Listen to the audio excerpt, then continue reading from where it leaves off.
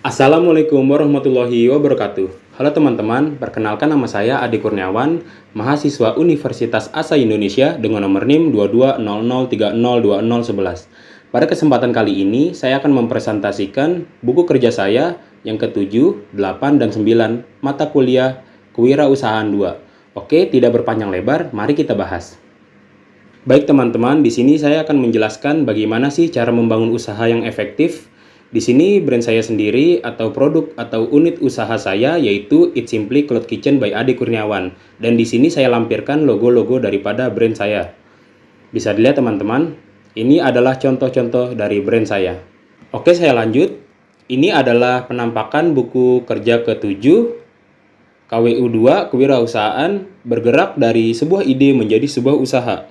Business Facilitator or Developer, nama Adi Kurniawan, NIM 2200302011. Di buku kerja ke-7 ini, saya akan membahas persiapan fondasi etika dan hukum berbisnis. Produk atau jasa Eat Simply Cloud Kitchen, unit usaha Food and Beverage Product. Langkah-langkah. 1. Identifikasi isu-isu etik dan legal yang dihadapi perusahaan baru. Kriteria kinerja 1.1. Budaya etik yang kuat dibangun pada perusahaan. Hasil atau rekaman, membangun budaya etik dapat mencakupi lead by example, mengembangkan code of conduct, kode etik, menerapkan program pelatihan etik. Budaya etik yang kuat dapat mencakupi akses modal yang lebih baik, reputasi merek yang lebih baik, meningkatkan komitmen karyawan, meningkatkan loyalitas pelanggan, penurunan kerentanan, menghindari potensi sanksi. 1.2. Notaris untuk perusahaan dipilih sesuai bidang bisnis. Notaris untuk perusahaan mengetahui masalah permulaan dan bahwa dia telah berhasil mendampingi pengusaha melalui proses awal sebelumnya. 1.3. Perjanjian para founder disiapkan sebagai kesepakatan pendiri. Perjanjian para founder dapat mencakupi sifat bisnis prospektif, bentuk hukum kepemilikan bisnis, penunjukan saham atau pembagian kepemilikan, pertimbangan membayar saham atau kepemilikan saham masing-masing pendiri.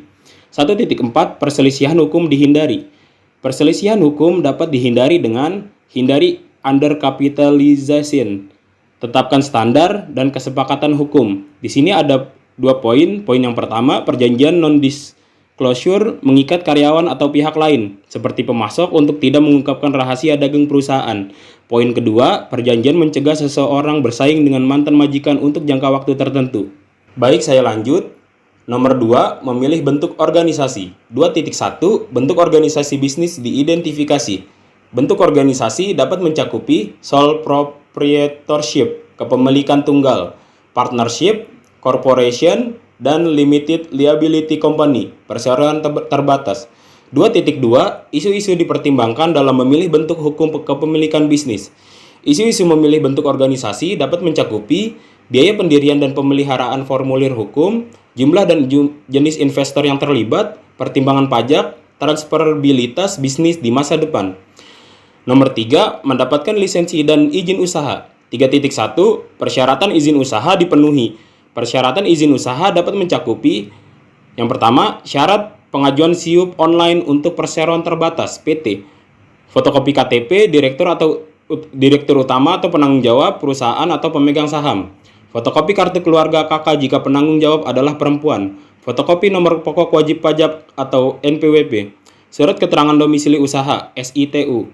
Fotokopi akta pendirian PT dan fotokopi surat keputusan pengesahan badan hukum. Surat izin gangguan HO dan surat izin prinsip SIP. Neraca perusahaan, pas foto direktur utama atau penanggung jawab atau pemilik perusahaan berukuran 4x6, 2 lembar, materai 6.000, dan surat izin teknis dari instansi terkait jika diminta. Syarat yang kedua yaitu syarat mengajukan SIUP online untuk perusahaan perseorangan. Fotokopi KTP pemegang saham perusahaan, fotokopi NPWP, fotokopi SITU, neraca perusahaan, materai 6.000, foto direktur utama atau penanggung jawab atau pemilik perusahaan dengan ukuran 4x6, 2 lembar. Surat izin lain terkait usaha yang dijalankan. 3.2, izin pajak penjualan diajukan. Izin pajak penjualan adalah prinsip pungutan pajak, prinsip persamaan keadilan, dan kemampuan equality, equity, dan ability. Prinsip kepastian, certainty, prinsip kenyamanan pembayaran, convenience of payment, prinsip efisiensi, economic of collection. 3.3, izin dan izin kerja profesional dan pekerjaan didapatkan. Izin dan izin kerja profesional dan pekerjaan dapat mencakupi Perda nomor 5 tahun 2019 tentang perizinan usaha jasa makanan dan minuman, Perda nomor 19 tahun 2015 tentang penyelenggaraan jasa makanan dan minuman, Perda nomor 11 tahun 2014 tentang pengawasan makanan dan minuman, Perda nomor 6 tahun 2009 tentang izin usaha penyelenggaraan pengelolaan makanan dan minuman, Parekraf nomor 11 tahun 2014 tentang standar usaha restoran, Parekraf nomor 12 tahun 2014 tentang standar usaha rumah makan, Parekraf nomor 5 tahun 2021 tentang penyelenggaraan perizinan berusaha berbasis risiko, Permenaker nomor 2 tahun 1980 tentang pemeriksaan kesehatan tenaga kerja dalam penyelenggaraan keselamatan kerja, Kepmenkes nomor 1098 Menkes SKNEII /2003 tentang persyaratan higienitas sanitasi rumah makan dan restoran, Kepmenkes nomor 942 Menkes SK /8 2003 tentang pedoman persyaratan higien sanitasi makanan dan minuman, Pergub nomor 24 tahun 2015 tentang makanan dan minuman wajib memiliki sertifikat layak sanitasi hygiene, PP nomor 86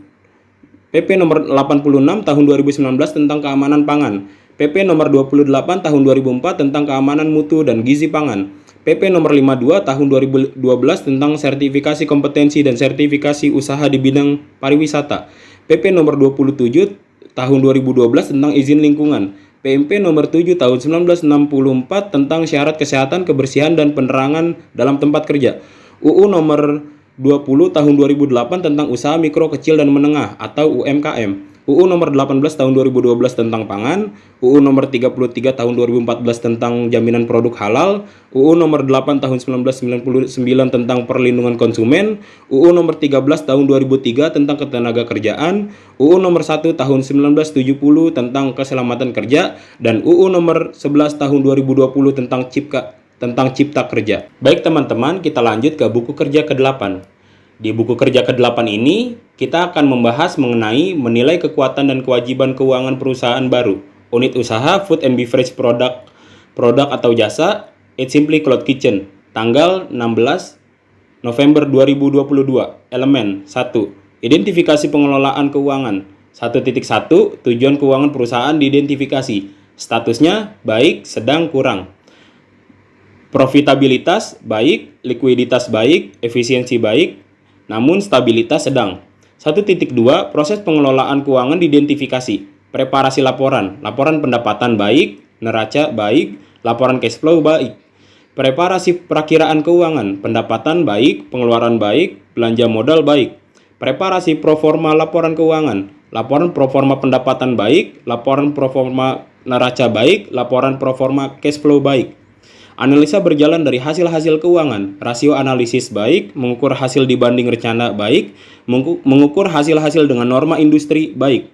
1.3. Laporan historis keuangan diidentifikasi. Laporan keuangan baik, neraca baik, laporan cash flow baik. 1.4. Perakiraan keuangan diidentifikasi.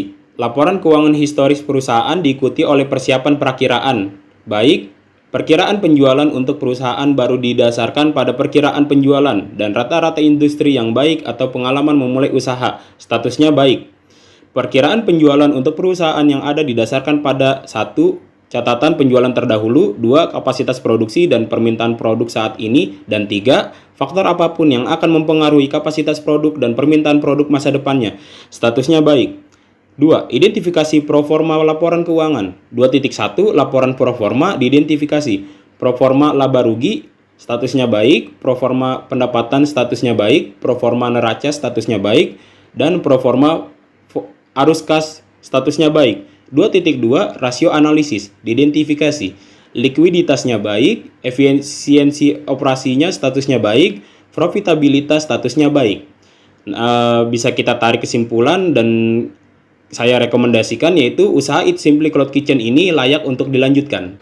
Baik teman-teman, setelah tadi kita membahas mengenai buku kerja 7 dan buku kerja ke-8, kita lanjut ke buku kerja ke-9. Di buku kerja ke-9 ini, kita akan membahas mengenai mengembangkan dan mengelola tim usaha baru, unit usaha produk and beverage product atau jasa It's Simply Cloud Kitchen.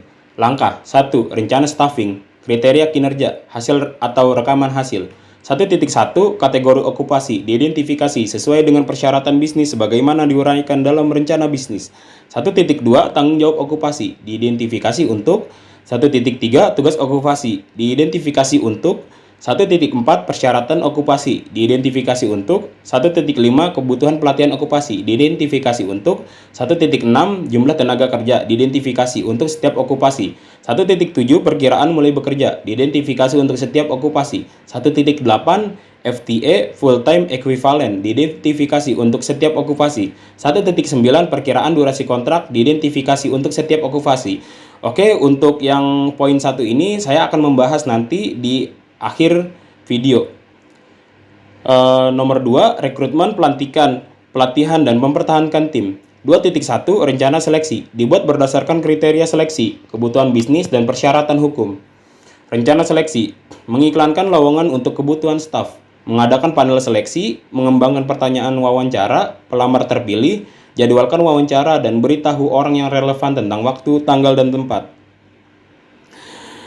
2.2 Proses seleksi dilakukan sesuai dengan kebijakan dan prosedur bisnis. Proses seleksi mencakup proses wawancara dan menilai kandidat berdasarkan kriteria seleksi yang disepakati, diskusi penilaian dengan anggota panel seleksi lainnya, hubungi pengambil keputusan untuk laporan pengambilan keputusan, menyiapkan laporan seleksi dan membuat rekomendasi kepada personel senior untuk penunjukan, mengamankan persetujuan kandidat pilihan, melengkapi dokumentasi yang diperlukan sesuai dengan prosedur organisasi dengan memperhatikan kerahasiaan dan persyaratan privasi.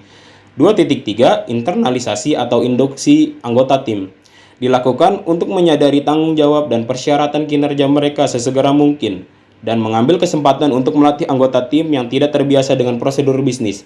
Internalisasi atau induksi anggota tim mencakup menyediakan kandidat yang berhasil dengan kontrak kerja dan dokumentasi lainnya, memberitahu manajer dan tim kerja tentang penunjukan baru, memberitahu manajer dan staf tentang tanggal mulai kandidat, dan membuat pengaturan administratif yang diperlukan untuk pembayaran dan pencatatan karyawan, mengatur pelantikan kandidat yang berhasil sesuai dengan kebijakan organisasi.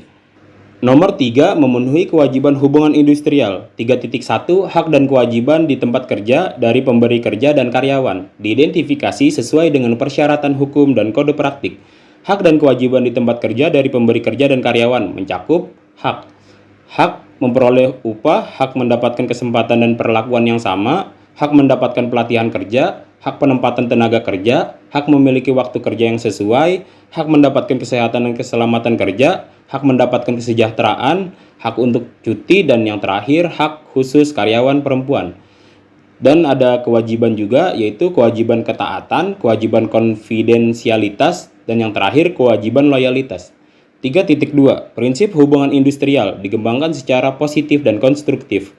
Prinsip hubungan industrial mencakup kemitraan yang saling menguntungkan, pekerja atau buruh dan pengusaha sebagai mitra yang saling tergantung dan membutuhkan, hubungan fungsional dan pembagian tugas, kekeluargaan, penciptaan ketenangan berusaha dan ketentraman bekerja, peningkatan produktivitas, dan yang terakhir, peningkatan kesejahteraan bersama.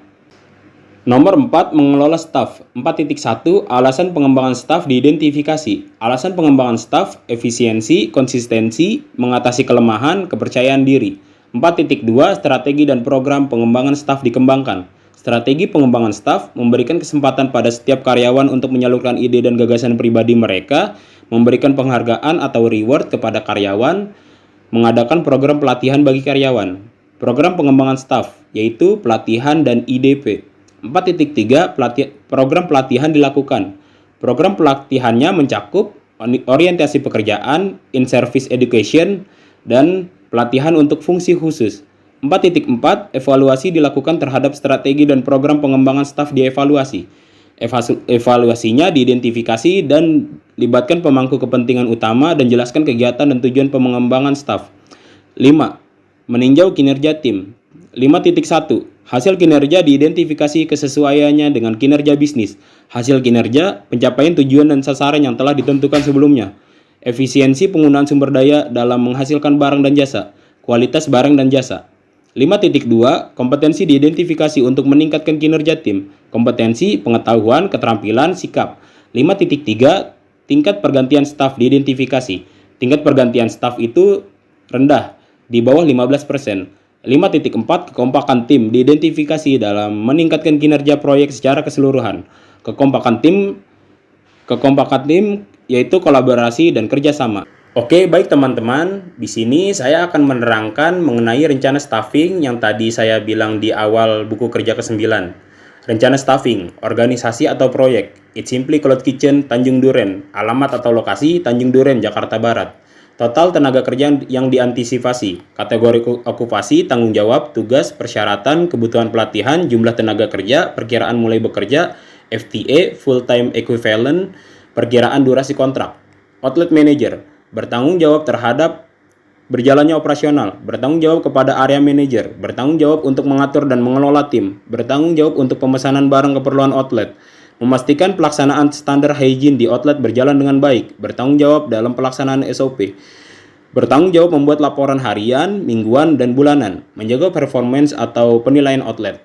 Tugasnya yaitu membuat schedule karyawan dan merekap absensi karyawan, membuat perencanaan dan target dalam 1 bulan, melakukan inventory secara detail, mengontrol variance dan wastage, memperbaiki dan menjaga performance outlet, rating, audit, quality assurance, dan variance, membuat report dan mengontrol biaya overhead, gas, air, listrik, uang keamanan, uang kebersihan, dan lain-lain, menginput sales harian, mingguan, dan bulanan ke dalam sistem, melakukan report ke area manager terkait masalah operasional outlet, membuat report jika ada kerusakan equipment atau alat pendukung operasional ke bagian mechanical engineering, mengatur jadwal pelatihan karyawan yang baru bergabung, meeting dengan area manager, melakukan ordering barang kebutuhan outlet ke central kitchen dan vendor, membuat forecasting pemakaian barang yang dibutuhkan, mingguan dan bulanan, melakukan penilaian kinerja karyawan, membuat buffer stok barang, membuat daily life plan, weekly life plan, dan monthly life plan.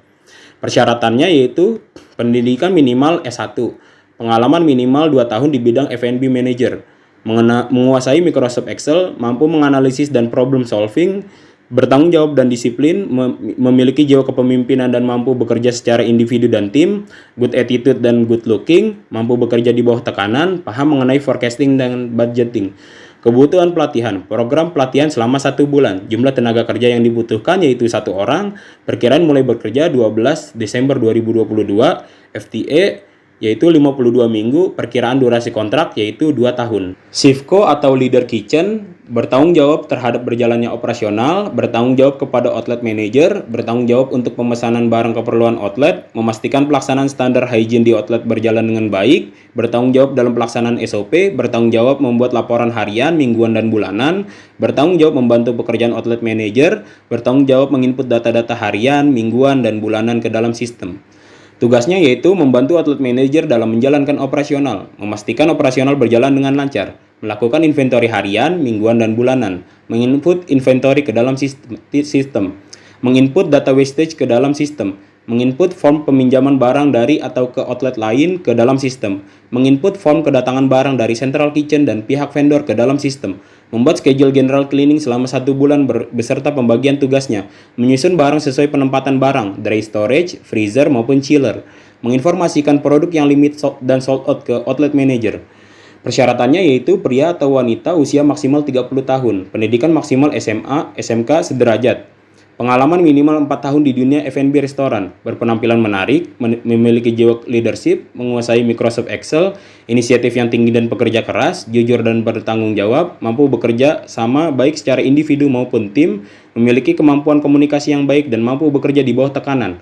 Program pelatihannya yaitu selama 1 bulan, yang dibutuhkan yaitu 2 orang, dimulai kerjanya 12 Desember 2022, 52 minggu, dan durasi kontraknya yaitu 2 tahun.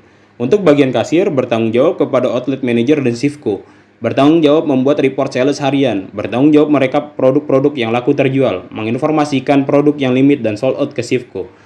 Tugasnya yaitu mengecek kelengkapan pesanan customer, menyerahkan pesanan customer ke driver ojek online, menghitung sales dengan akurat, membuat laporan sales harian di akhir shift, closing shift, merekap produk-produk yang laku terjual, membuat laporan sales mingguan dan bulanan, membantu manajer dalam hal administrasi, merekap data penggunaan listrik, air, dan gas dalam kurun waktu 1 bulan, mencatat dan merekap data-data customer untuk menyebarkan informasi terkait diskon. Persyaratannya yaitu pengalaman minimal 2 tahun di bagian kasir F&B restoran, menguasai Microsoft Excel, tertarik dengan hal-hal yang berbau angka, inisiatif yang tinggi, jujur dan pekerja keras, mampu bekerja di bawah tekanan, dan yang terakhir komunikatif, interaktif dan cekatan. Program pelatihannya yaitu selama 1 bulan.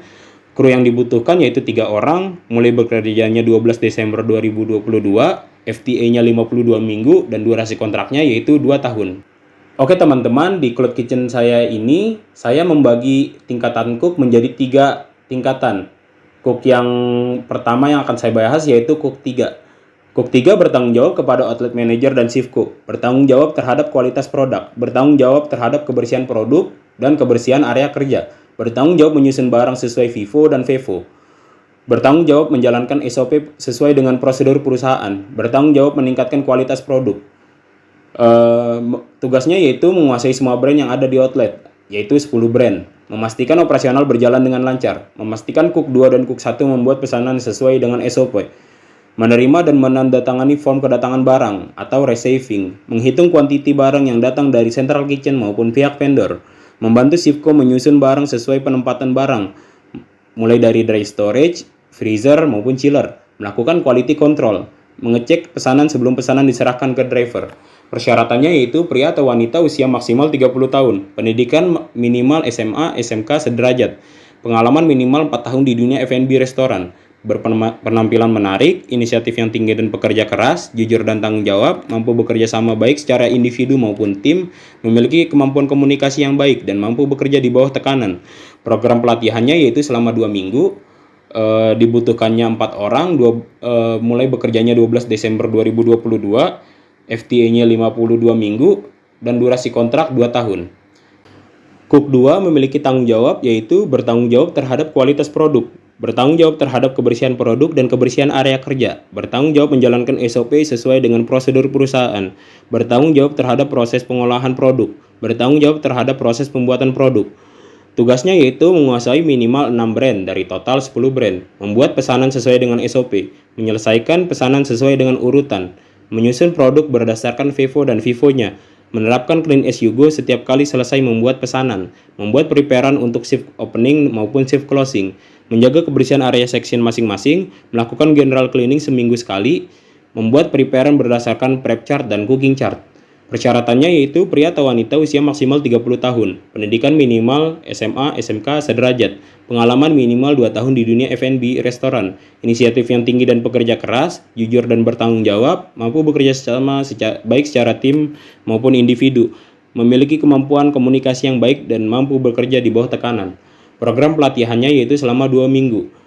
Kru yang dibutuhkan yaitu 2 orang, mulai bekerjanya 12 Desember 2022, FTA-nya 52 minggu, dan durasi kontraknya yaitu 2 tahun. Dan tingkatan cook yang terakhir yaitu Cook 1, yang memiliki tanggung jawab sebagai berikut. Bertanggung jawab terhadap kualitas produk, bertanggung jawab terhadap kebersihan produk dan kebersihan area kerja, bertanggung jawab menjalankan SOP sesuai dengan prosedur perusahaan, bertanggung jawab terhadap proses pengolahan produk, bertanggung jawab terhadap proses pembuatan produk, bertanggung jawab membuat preparan dari shift opening sampai tutup restoran, bertanggung jawab untuk menjadi cook helpernya Cook 2 dan Cook 3, menerapkan prinsip clean as you go dalam bekerja, paham FIFO dan FEFO produk. Dan tugasnya yaitu menguasai minimal 3 brand dari total 10 brand, membuat pesanan sesuai dengan SOP, menyelesaikan pesanan sesuai dengan urutan, menyusun produk berdasarkan FEFO dan FIFO, menerapkan clean as you go setiap kali selesai membuat pesanan, membuat preparan untuk shift opening maupun shift closing, menjaga kebersihan area section masing-masing, melakukan general cleaning seminggu 1 kali, membuat preparan berdasarkan prep chart dan cooking chart.